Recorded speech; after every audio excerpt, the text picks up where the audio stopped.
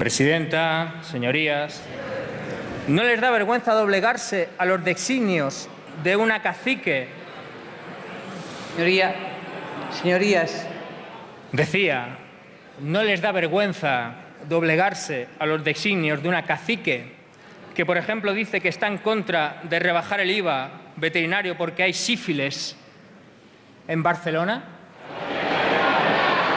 se ha terminado el tiempo, señoría. Se terminó el tiempo.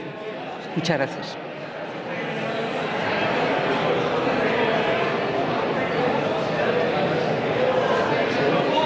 ¿Perdón?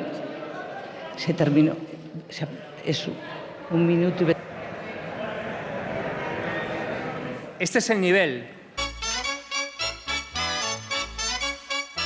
Los fascistas.